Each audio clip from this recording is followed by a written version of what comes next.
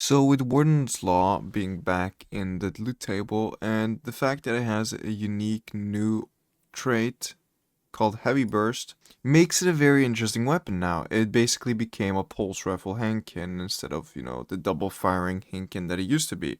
And it hits 45 per head, and to be honest, there is many things I want to say about it. It feels really weird to use, and I don't know if I like it or not yet.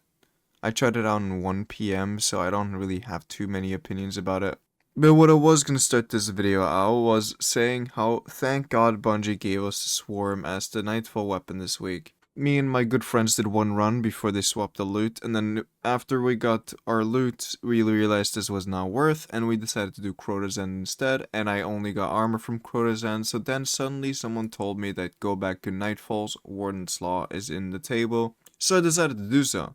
And we optimized a little bit. We got down to 20-minute runs pretty consistently, and there was really no issue. I don't know how long people are spending on the GM. It's a battleground after all, and I think 20 minutes is pretty good. So the build I was using for the GM was Hierarchy of Needs with Geomags on Stormcaller. I used Chaos Reach, of course, because of Geomags, Empowering Rift because what I'm gonna come back to in a second, realize you don't need anything else. Arc Souls, Electrostatic Mind, Pulse Grenades, and Ball Lightning. Now, I use Ball Lightning because I'm not gonna fucking run at the enemy and, hit him with it, but Ball Lightning allows me to punch from far away. I use Spark of Shock, Spark of Resistance, Spark of Amplitude, and Spark of Ions. Your resistance mods that I would recommend running would be Harmonic Resistance, Compulsive Dampener, and Solar Resistance. And now I'm going to come to the second part. So, if you are not the guy on Arc, you want to run Dawnblade with Phoenix Protocol, and it's mainly because of the last boss room. And if you have two people with Phoenix Protocol, you can just infinitely chain wells. And for your solar subclass, I would run Well of Radiant with a Healing Rift in case you don't have the Healing Rift. It might come to that scenario sometimes.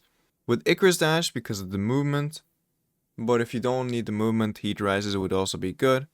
And Touch of Flame.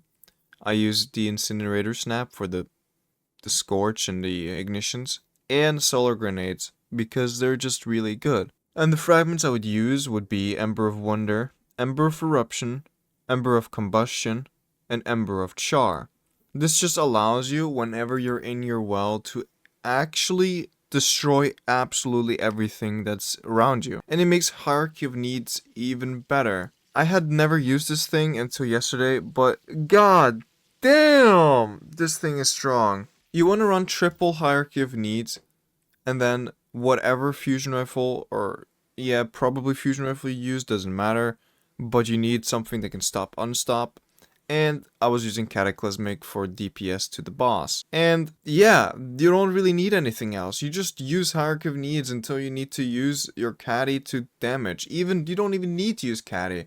You can just use Hierarchy of Needs to damage the boss. It actually shreds them. I would try these builds out for a run of GM because it's really, really, really strong. Anyway, let's go back to the Hankin. Okay, so basically, Warden's Law has a few roles that you could go for.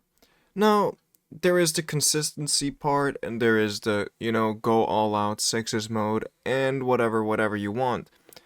I would go for that, something like Perpetual Motion, Kill Clip, maybe even Enlightened Action. And if you don't know what Enlightened Action is, basically dealing damage improves reload speed and handling. So, it has a 5 stack, and you can do it. That is really good on something like a 120, or whatever you want to call it. I guess it's a 257 RPM Hankin. 257. What an odd number.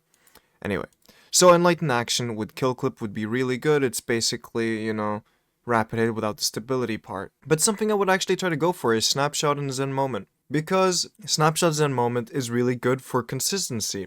If you don't know what Zen Moment does, you've been living under a rock because this perk has been talked about a lot recently. On weapon hits, for 1 second, reduced damage recoil grants flinch resistance, reduced visual weapon shake, and removes reticle bounce. That is really, really good. And it stacks 5 times, and additional hits refreshes this buff. but it's only for 1 second. But so basically, if you keep hitting the target, you're just never gonna have any problem with it. And every single bullet from the burst will count towards it. So 5 times means 5 bullets, not 5 bursts. And except for that, I would go into something more consistency-wise. What I have on mine, to be exact, is this, I'm pretty sure. So it's chamber compensator, steady rounds, moving targets in moment. And I like this roll a lot. I would prefer probably snapshot because it would increase my ADS speed and it would feel really good. I don't know. Except for this, we're gonna have to see where it takes us. I don't know how good it is yet, and I don't know how bad it is yet. If it is really super strong, then you know what, I'm gonna let you guys know on Twitter. But I'll be using this on stream today, so if you want to come and check it out, be sure to check the link in the description. I don't have a statement opinion about it yet, except for I don't really like it. Anyway, I hope you enjoyed this video, and I'll see y'all around.